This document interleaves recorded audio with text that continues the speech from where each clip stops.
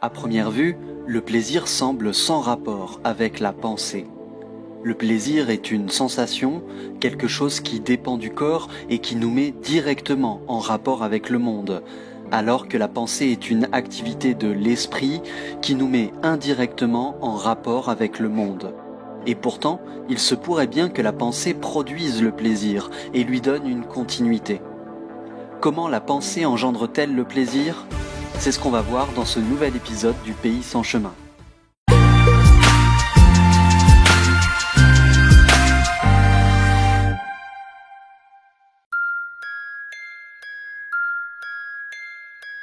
Quand on éprouve une jouissance naturelle, généralement on s'en souvient et on désire la répéter. Et c'est à ce moment-là que la jouissance devient du plaisir à proprement parler. On peut ressentir un plaisir sans que la pensée intervienne et sans désirer le répéter.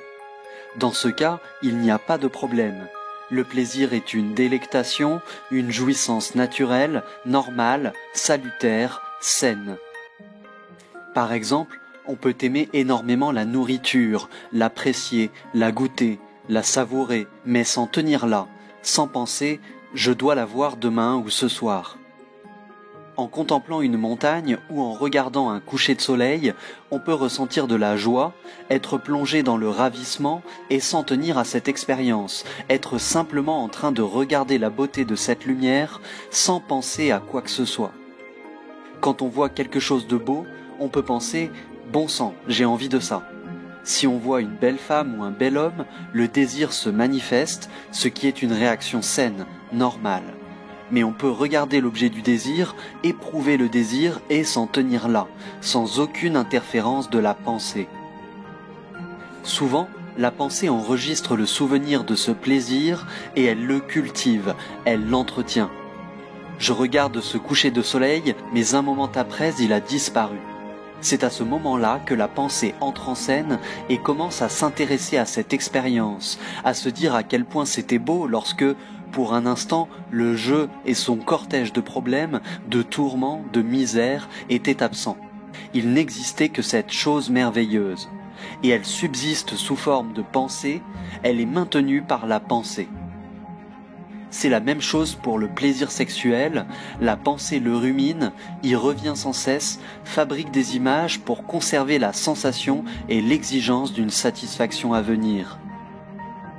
Il en est de même pour l'ambition, la renommée, le succès et sa propre importance. Une fois qu'on se souvient d'un plaisir, on désire le répéter. On a passé par une expérience agréable, la pensée s'y attarde et voudrait la voir se prolonger. Par exemple, la délectation qu'on a éprouvée en contemplant une montagne est poursuivie par la pensée. Le souvenir de cette joie est cultivé par la pensée. La mémoire, en tant que pensée, dit « Je veux demain retourner voir ce spectacle ». L'expérience laisse un souvenir de plaisir, alors demain vous voudrez que ce plaisir se répète. La pensée entre en scène et dit « Je veux revoir ceci demain ». Quand l'expérience est devenue savoir, elle est devenue plaisir et elle demande alors à être répétée. Cette répétition se produit quand la pensée s'arrête sur le plaisir et lui confère vitalité et continuité. La pensée crée l'image de ce plaisir et ne cesse d'y penser. C'est la même chose pour l'amour physique et c'est encore pareil avec d'autres formes de plaisir physique et psychologique. Il y a d'abord le plaisir de l'instant ou le désir de l'instant, par exemple le plaisir instantané de manger un fruit, et il y a ensuite l'exigence de la continuité du plaisir psychologique que j'ai eu. L'instant d'après, j'en veux davantage. Dans tout ce processus intervient l'activité de reconnaissance, le mot, l'exigence de continuité. Le plus de quelque chose n'est pas le moment réel. En repensant au plaisir d'hier, plaisir qui a disparu, qui est un souvenir, je donne à ce souvenir mort une nouvelle vie. La pensée fait revivre un passé éteint, un plaisir disparu, un souvenir mort, et de toute cette mémoire morte, une pensée est née. C'est cela qui se passe tout au long de notre vie. La pensée accumule la mémoire de nos innombrables plaisirs, et, de cette mémoire, elle renaît. C'est seulement une fois qu'il y a eu la pensée et le désir de répétition que la jouissance devient du plaisir à proprement parler. Le souvenir de la joie ou la délectation se transforme en plaisir qui doit être répété. Quand j'apprécie un bon repas ou un beau coucher de soleil ou la vue d'un bel arbre ou d'une belle femme, l'enchantement que je ressens devient du plaisir si je n'y mets pas fin dans l'instant, c'est-à-dire si la pensée prolonge cet enchantement et si elle veut qu'il se répète le lendemain. Dans ce cas, je me réjouis et c'est terminé. Penser à l'expérience d'hier, qu'il s'agisse de contempler un bel arbre, le ciel et les collines, ou du plaisir sexuel, cela, c'est le plaisir.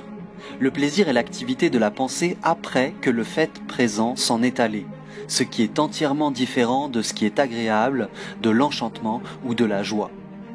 La pensée survient et dit « il faut que j'ai le même genre d'expérience demain ». Alors commence l'habitude. Puis la pensée dit « il faut que je brise l'habitude » et alors le conflit commence.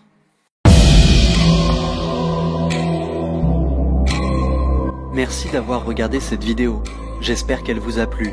N'hésitez pas à la partager, à la commenter, à vous abonner à la chaîne et à me soutenir sur Tipeee. Merci à tous les tipeurs.